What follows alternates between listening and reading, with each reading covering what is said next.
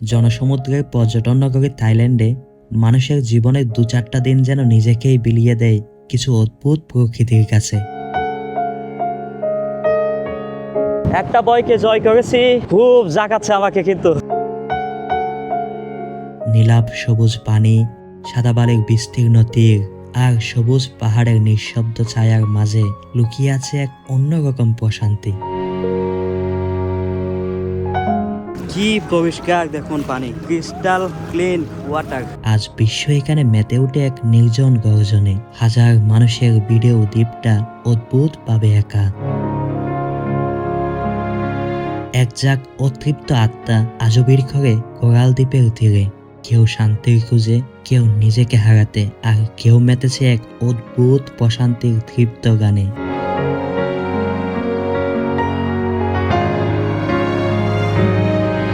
থাইল্যান্ডে আমরা বিভিন্ন সময় বিভিন্ন রকমের স্ক্যামের শিকার হয়ে থাকি। তো এটা আমরা যেমন হাইলাইট করি, তেমন পজিটিভ কিছু যদি হয় সেটাও হাইলাইট করা উচিত আর কি।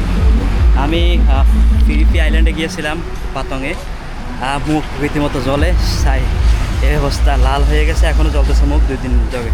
আমি নিলাম হচ্ছে সানস্ক্রিন, একটা নিছি 149 বাত। আমি কার্ড দিয়ে পেমেন্ট করবো, বলো যে মিনিমাম 200 বাত হইলে কার্ড দিয়ে পেমেন্ট করতে পারবেন। তাইলে আমি ক্যাশ দিলাম। এই যে পিছনে দেখতে পাচ্ছেন 7-Eleven, এটা হচ্ছে থাইল্যান্ডের মোটামুটি থাইল্যান্ডেরই টুরিস্ট প্লেসগুলোতে জনপ্রিয় একটা গ্রোসারি শপ। তো আমি একটা নিয়ে পেমেন্ট করতেছিলাম, সে বলতেছে তুমি আরেকটা নাও। তো বললাম কেন, আমার একটাই আনা। বলে না, তুমি একটা কিনতেছো সেহেতু আরেকটা ফ্রি আছে, মানে বাই 1 get 1 ফ্রি। তো সেটা আমাকে নিজ থেকেই বলে দিল, আমি কিন্তু জানতামই না। এরকম অন্য কোথাও হইলে এমনও হইতে পারতো যে হ্যাঁ আমি ওই একটা নিছি, বাকি একটা সে আমি যেহেতু জানি না একটা পেমেন্ট করতেছি অলরেডি, সে আমাকে না বলতেও পারতো, বাট আমাকে বলে দিল যে বাই 1 get 1 ফ্রি।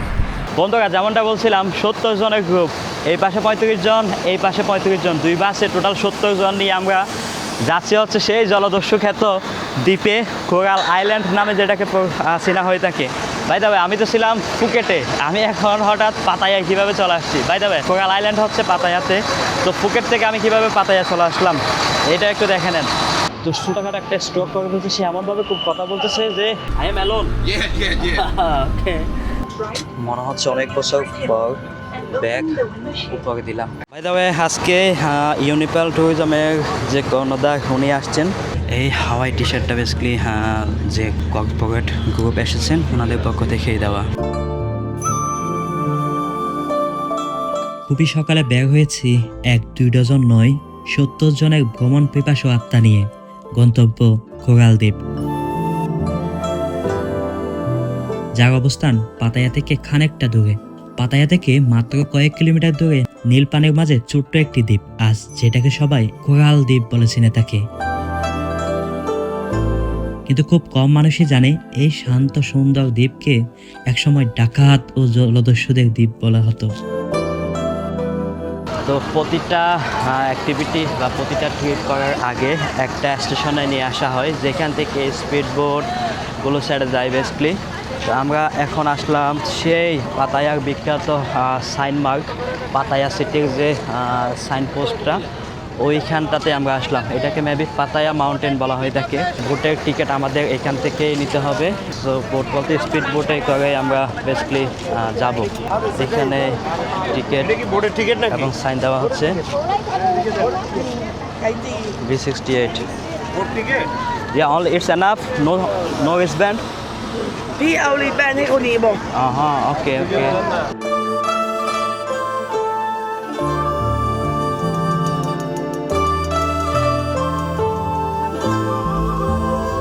এইখান থেকেই নিয়মিত স্পিড বোটগুলো ছেড়ে যায়। এইটাই হচ্ছে পাতায়ার স্টেশন। ওয়াকিং ব্রিজ অনেক লম্বা, মোটামুটি আধা কিলোমিটার চেয়েও বেশি লম্বা একটা ওয়াকিং ব্রিজ। আমাদের বোট হয়তো এখান থেকে ছেড়ে যাবে। মোটামুটি 2টা বা 3টা বোট এখান থেকে যাবে। তবে পাতায়ার এই স্টেশনগুলো কিন্তু ফুকেটের চেয়েও অনেক স্ট্রং, অনেক অর্গানাইজড দেখতে পেলাম। থাইল্যান্ডের গালফ অফ থাইল্যান্ড অঞ্চলে আগে সমুদ্রপথ ছিল ব্যবসা, মাছ ধরা আর ছোট নৌযাত্রার প্রধান রুট। আর যেখানে ব্যবসা জাহাজ থাকবে সেখানে লুকিয়ে থাকবে পাইরেসি।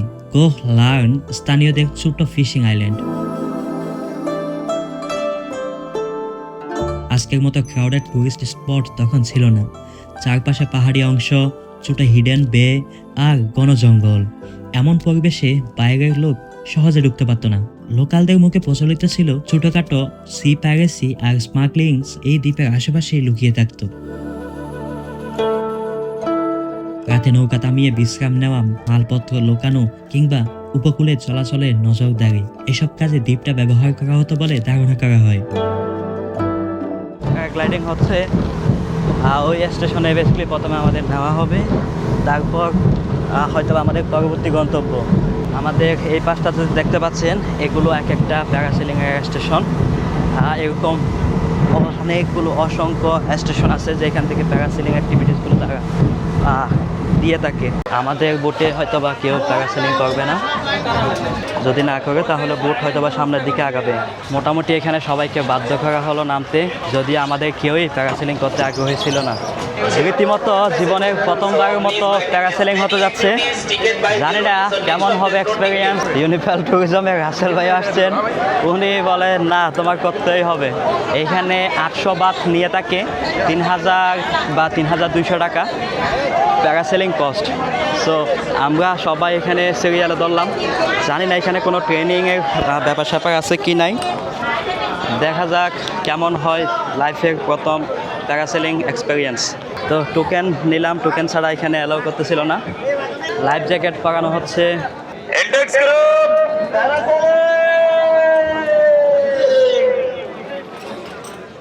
যদিও বা আমার কোনো প্ল্যান ছিল না, ইচ্ছেও ছিল না, আগে কখনো করিনি, হালকা ভয়ও লাগতেছে। কিছুক্ষণের জন্য আমিও হয়তো বা উঠতে যাচ্ছি ইনশাআল্লাহ। এই যে এটা নামতেছে, এটা হয়ে গেলে মেবি আমি সিরিয়ালে। No, free hand. ওকে।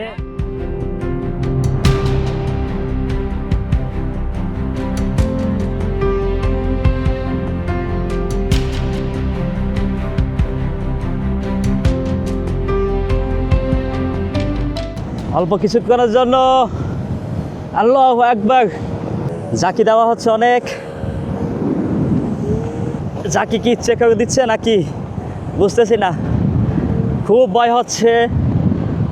বাহ, এটাই দেখতে পাচ্ছি আমি এখান থেকে। আলহামদুলিল্লাহ, সুবহানাল্লাহ। জীবনে একটা ভয়কে জয় করেছি, আল্লাহ তাআলার অশেষ রহমত। নামার সময় জানি না কেমন অনুভূতি হয়, খুব জাগাচ্ছে আমাকে, কিন্তু এটা কি বাতাসের কারণে নাকি ঠিক জানি না। এখন ল্যান্ডিংয়ের টাইম, ওইখানে আমরা ল্যান্ড করতেছি। এই ছিল আমার জীবনের প্রথম প্যারাসেলিংয়ের এক্সপেরিয়েন্স।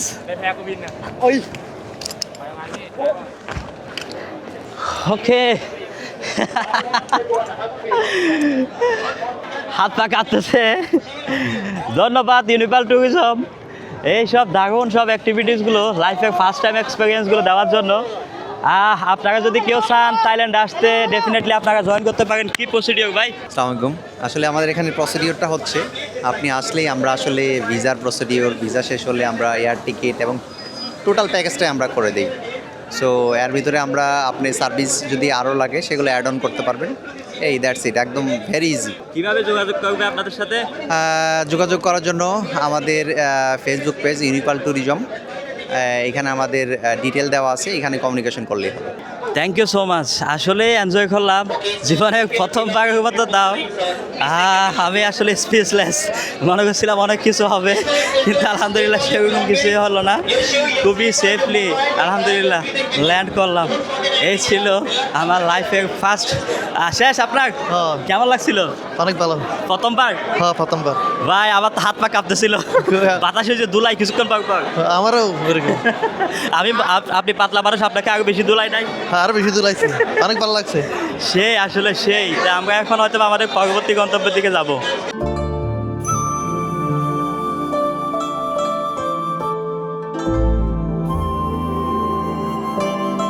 বিদেশি পর্যটকরা পাতায়ার কাছাকাছি পরিষ্কার পানি আর সাদাবালির সৈকত খুঁজতে গিয়ে আবিষ্কার করে কোহ লার্নকে, যেটা আমি আপনি আজ কোরাল আইল্যান্ড বা কোরাল দ্বীপ বলে চিনে থাকি। এরপর থেকেই দ্বীপের পরিচয় বদলাতে শুরু করে। জলদস্যুদের গল্পের দ্বীপ হয়ে ওঠে থাইল্যান্ডের সবচেয়ে জনপ্রিয় আইল্যান্ড ডে ট্রিপ ডেস্টিনেশন। আজ এখানে প্রতিদিন হাজার হাজার পর্যটক আসে। Speedboat, parasailing, snorkelling, sea food restaurants, পুরো দ্বীপটাই এখন ট্যুরিজম ইকোনমির এক বিশাল হাব।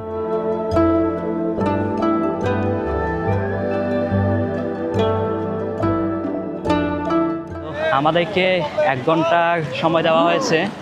1 ঘন্টা পর আমাদের লাঞ্চ দেওয়া হবে। এই 1 ঘন্টা আমরা মোটামুটি এখানে দেখবো। আমাদের হয়তো বা এখানে কমপ্লিমেন্টারি কিছু সার্ভ করা হবে। তো এখানে আসলে মেইন যে আকর্ষণ, এটা দেখতে হলে আমাদের ওই পিছনে যেতে হবে, ওই পাহাড়টার উপর যেতে হবে। এই বীজটাকে আমরা কাছ থেকে নয়, দূর থেকে খুবই ডিপলি ফিল করার জন্য বেসিক্যালি। তবে আমি রিসেন্টলি ফুকেট থেকে আসছি। ফুকেটের সাথে পাতায়ার অনেক তফাৎ, অনেক ডিফারেন্স। ফুকেট ওয়ে মোর সেফ আমার মনে হয়। আমরা ফুকেটে বিভিন্ন জায়গায় নেমেছি, হেঁটেছি, ঘুরেছি, ব্যাগ, মোবাইল, মানি ব্যাগ সহ সব যদি বুটে রেখে যায়, যেমন রেখে গিয়েছিলাম ঠিক তেমনই পাওয়া যায়। কিন্তু এইখানে বলা হচ্ছে মোবাইল, মানি ব্যাগ সব কিছুই যেন নিজ দায়িত্বে নেওয়া হয়। বুটে যদি কিছু রেখে যায় তাহলে ওটার রেসপন্সিবিলিটি তারা নেবে না, এরকম একটা ব্যাপার। আর এখানে কাপড় চোপড় রাখা বা লকার 100 বাত, মানে 400 টাকা বা এর কম বেশি। তো বুটে যদি রেখে যায় ওই জিনিসটা আর পাওয়া যাবে না। সেফ রাখার জন্য 100 বাত করে এখানে লকার রাখতে হবে, যেটা ফুকেটে ফিফি আইল্যান্ডে আমি যখন গিয়েছি তখন দেখিনি এরকম কিছু। আমরা হোমিনাট কোকোনাটের জন্যই যাচ্ছি। এখানে আমাদের ডাবের টোকেন দেওয়া হচ্ছে। মানে আজকে সারাদিন মনে করেন এই হাত পা সব কানে লিখতে অবস্থা শেষ। এইটা প্যারাসিলিংয়ের, এইখানে বুটের, আবার ডাবের, আবার প্যারাসিলিং, মানে কত কিছু। ওই পাশে ডাব কাটা হচ্ছে, সবাইকে এখন ডাব সার্ভ করা হবে। তাদের ডাব কাটার একটা বৈশিষ্ট্য আছে, এখানে 60 বাত করে। ও ফ্রিজে ওকে মুভ বলে অনেকগুলো বরফ দিয়ে এই বক্সটার মধ্যে ডাব রাখা হয়েছে যেন ঠান্ডা থাকে। কিন্তু আমার বেশি ঠান্ডা হয়নি, যেমনটা ফুকেটে খেয়েছিলাম ওইখানে বেশি ঠান্ডা হয়েছিল। এইখানে কি মোটরসাইকেল ভাড়া নিতে যাচ্ছেন? হ্যাঁ, এখানে তো মোটরসাইকেল রেন্ট তো একটু বেশি বলতেছে। আপনার 1 ঘন্টার জন্য বলতেছে 200 বাত। 200 বাত মানে প্রায় 800 টাকা। হ্যাঁ, 800 টাকা। আপনি তো সেই হিসাব করলে তো বাংলা হিসাব করতে পারবেন না। এখানে আসছেন, এখানের বাতে নিয়ে আপনাকে ঘোরাফেরা অ্যাক্টিভিটিস করতে হবে। যারা বাংলাদেশ থেকে দেখবেন তাদেরকে একটা আইডিয়া দেওয়ার জন্য। না, বাংলাদেশ থেকে যারা আসবে তারা যদি আপনার এই হিসাব করে তাহলে তো কস্টলি একটু বেশি হবে বাংলা টাকা কনভার্ট করলে। কিন্তু আপনি যদি এখানকার বাত হিসাব করেন তাহলে এটা এখানে কোনো কিছুই না। তবে সেই ক্ষেত্রে আপনি শপিংয়ের ক্ষেত্রে গিয়ে আপনি ওইটা কনভার্ট করতে পারেন। কোনো কিছু শপিং করবেন বা আপনার ফ্যামিলির জন্য, তখন আপনি সেই হিসাব করতে পারেন। আর না হতো আপনার এটা কোনো ব্যাপার না, এখানে যে কোনো বিষয় এই 200 বাত মনে করেন আপনি আমেরিকায় গিয়ে যদি $200 হয়ে যায়। না, আমেরিকায় গিয়ে তো $200 হবে না, কারণ আপনার আমেরিকার টাকা আর থাইল্যান্ডের টাকা বলেন আর বাংলা টাকা বলেন, একটা ডিফারেন্স। এটার সাথে আপনি ওটারও কখনো কনভার্ট করতে পারবেন না। তো একটু আগে যেটা বলেছিলাম নিরাপত্তা, এখানে লকার ভাড়া দেওয়া হয়, 100 বাত করে নেওয়া হয় মোটামুটি হয়তো বা 1 ঘন্টার জন্য। আর এই পাশে শপিং, এটা পুরোটাই রেস্টুরেন্ট। এখানে আজকে আমাদের লাঞ্চ করা হবে আশা করি। আমাদের সিলেটের ভাই, যদি ওনার বাসায় বলতে হয়তো সিলোডি ভাই। হ্যাঁ, কিতা খবর বা বালা নি? বাড়িত মারছো নি? মাছি বাড়ির সবাই ভালো আছে? ভালো আছে। Best of luck. কেমন যাচ্ছে আপনার থাইল্যান্ড ট্রিপ? অনেক ভালো যাচ্ছে। এটা কতবার আসছেন? 3 টাইমস। মানে 3 বার আসছেন উনি এবার সহ। তো এই জায়গাগুলো তো আগেও ভিজিট করা হয়েছে? হ্যাঁ, এর আগেও আসছি। একই রকম, আসলে একই রকম পরিবেশ, ভালো। প্রথমবার আসছিলেন কত বছর আগে? 2017 সালে। প্রায় 7 বছর আগে। 7 তো বছর আগে। এখন দাম খরচ কি কমছে বাড়ছে কিছু মনে হয় না? কিছুটা বেড়েছে। কিছুটা বেড়েছে, মানে শপিং, খাবার দাবার, নাস্তা পানি সব সবকিছু দাম বেড়েছে। আপনারা শপিং করেন কোথায় থেকে দেশে যাওয়ার সময়? ব্যাংকক, ব্যাংককে সস্তা না? কোন মার্কেটে? বিক্সি মার্কেট, ইন্দিরা মার্কেট। তো আমরা তাহলে একসাথে ঘুরবো। থাইল্যান্ডে আসলে কোথায় কম দামে শপিং পাওয়া যায় দেখবো ইনশাআল্লাহ। জি ইনশাআল্লাহ। ভাইয়ের নামটা? মনিরুজ্জামান ভাই। তো সাবস্ক্রাইব করুন, নেক্সট ব্লগ উপভোগ করতে। আমরা ভেরি সুন ব্যাংককের দিকে রওনা দিব এখান থেকে ডেফিনেটলি। Thank you. কি পরিষ্কার দেখুন পানি, ক্রিস্টাল ক্লিন ওয়াটার। এত পরিষ্কার পানি আমাদের দেশে আসলে দুর্লভ। আমি সেম ভুল আবার করতে যাচ্ছিলাম।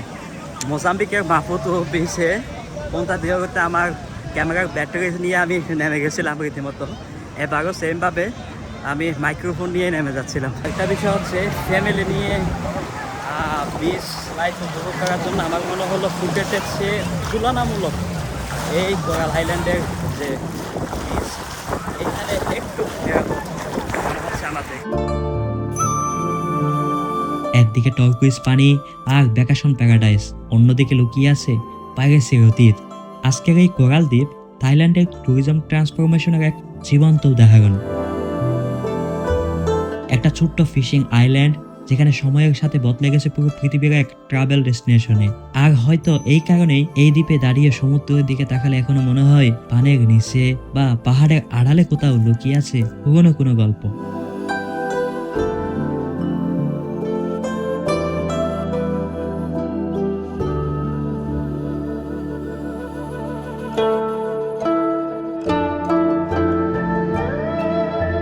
ভালোই এনজয় করলাম লিটারেলি। এখন মেনলি লাঞ্চের টাইম। লাঞ্চ মেবি এখানে হালাল খাবারটাই প্রোভাইড করে থাকে।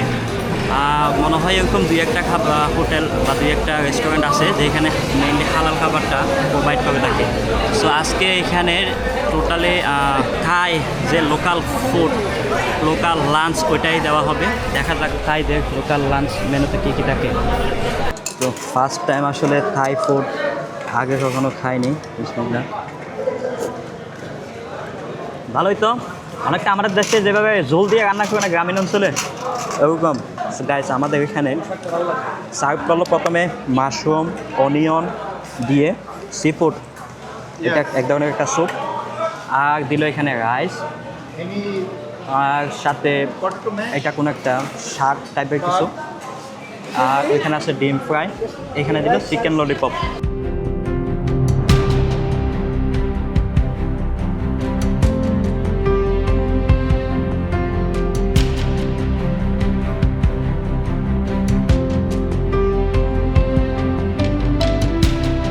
রীতিমতো নতুন নতুন ঘটনা ঘটছে আমার সাথে। দেখতে পাচ্ছেন ফেসে সাদা সাদা দাগ হয়ে আছে। এটা জানি না আজকে একদিনের মধ্যে হয়ে গেল। এখন লাঞ্চ শেষ, আমরা দেখা যাক পরবর্তী অ্যাক্টিভিটি কী আছে কোরাল আইল্যান্ডে বেসিক্যালি, আর কীভাবে আমরা এনজয় করতে পারি দেখবো। এখন আমাদের নেক্সট ডেস্টিনেশন কোথায় ভাই, কোথায় যাব এখন আমরা? ব্যাক গিয়ে হোটেলে যেতে হবে। আচ্ছা, দেন আরও অ্যাক্টিভিটিস কিন্তু আছে। আপনারা সাবস্ক্রাইব করুন আনসিন আফ্রিকা, উপভোগ করুন বাকি ভিডিওটা। আমরা হাসতে হাসতে এখানে সকলেই লাইনে দাঁড়িয়ে গেছেন। বন্ধুরা চলে এসেছে এই কোরাল দ্বীপকে বিদায় জানানোর পালা। পৃথিবীর এমন চোখ দাঁড়ানো সব প্রকৃতিগুলো সচক্ষে না দেখলে আত্মা কখনোই যে তৃপ্ত হয় না। আর এই অতিরিক্ত আত্মার প্রশান্তি মিলাতে আপনারা ঘুরে আসতে পারেন এই ছোট্ট পৃথিবীটা ইউনিপাল ট্যুরিজমের মাধ্যমে। থাইল্যান্ড ও পাকিস্তানের রানিং গ্রুপ ট্রিপে বুকিং চলছে। সাইফ আফ্রিকা এই কুপন কোড ইউজ করলে প্রত্যেকটা প্যাকেজে পাচ্ছেন 10% পর্যন্ত ডিসকাউন্ট।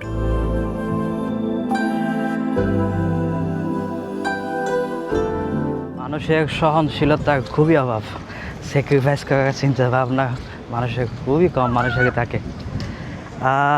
আমি একটু সামনে বসতে চেয়েছিলাম একটু ব্যাটাক দিয়ে নেওয়ার জন্য, কিন্তু 4 জনের বেশি বসা যায় না, তো একজনকে যেতে হবে। লাস্টে 2 জন এসেছিলেন, 2 জনের একজনও যেতে রাজি না, পরে আমি পিছনে গেলাম।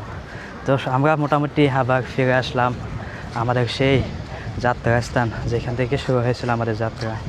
মোটামুটি মনে হচ্ছে একটা লঞ্চিং প্যাডের মধ্যে আমরা রকেট থেকে লঞ্চ করলাম বা হেলিপ্যাডের মধ্যে হেলিকপ্টার থেকে ল্যান্ড করলাম। এখানে খুব ইন্টারেস্টিং কিছু বিক্রি হচ্ছে। থাইল্যান্ডের এক ভদ্র মহিলা বিক্রি করছেন অনেকটা আইসক্রিম বলতে পারেন। তো এটা হচ্ছে বেসিক্যালি থাই স্টাইলের আইসক্রিম। দেখুন থাই স্টাইলের আইসক্রিম দেখতে কেমন হয়, এই বাচ্চারা খাচ্ছে, এটা কত সুন্দরভাবে তারা সার্ভ করতেছে। তাদের ফটো বলার স্টাইলটা খুব সুন্দর, এটা উনি ভালো বলতে পারেন রাসেল ভাই। ফটো এখন সবাইকে সবার ফটো দেখানো হবে, কারো ভালো লাগলে 100 বাত দিয়ে কিনে নেবে। আমি ফুকেটে ভাই সে হয়েছিল ছবিটা 150 বাত, আমার কাছে ক্যাশ ছিল 120, কার্ডও টাকা নেবে না, আশেপাশে এটিএমও নাই। পাকা গাইকা চলে আসছি। তো এখন দেখা যাক এটা কেমন উঠাইলো। এখানে কত 100 বাদ না? তো এখানে দেখাচ্ছে ফটো, দেখি ফটো কার্ডটা কেমন আসছে। ও এগুলো এত সুন্দর আসে নাই ছবি, আমি মনে করছিলাম অন্য ছবি এখানে দিবে, এর জন্যই তো 100 বাদ দিয়ে দিচ্ছে। অল্প কিছুক্ষণের জন্য ভুলে গিয়েছিলাম এটি নোনা জল। সমুদ্র বিলাসে যেন নিজেকে হারিয়েছিলাম প্রতিটা মুহূর্তে। এই পরিষ্কার টার্কিশ ওয়াটার আর হোয়াইটেস্ট স্যান্ডের মাঝখানে দুটো সমন্বয়ে যেন এক অদ্ভুত প্রশান্তি খুঁজে পাচ্ছিলাম। তাই তো নিজের মতো করে এই সময়টাকে খুবই কাছ থেকে উপভোগ করলাম। আমরা হোটেলে ব্যাগ আসলাম, এখন বাজে প্রায় 4টা। এখন আমরা এখান থেকে খুব ইন্টারেস্টিং একটা জায়গায় যাব, দেখার জন্য নেক্সট ব্লগে থাকুন সাথে, আর সাবস্ক্রাইব করুন ডেফিনেটলি চ্যানেলটা টু ইন্সপায়ার মি। আজকের ব্লগ আই থিঙ্ক এই পর্যন্ত। কেমন উপভোগ করলেন, আর থাইল্যান্ডে আপনি আগে কখনো এসেছিলেন কিনা, যদি এসে থাকেন তো কোন কোন সিটিগুলো ভিজিট করেছিলেন এবং কোনটা আপনার কাছে সবচেয়ে বেশি ভালো লেগেছিল অবশ্যই কমেন্ট করে জানাবেন।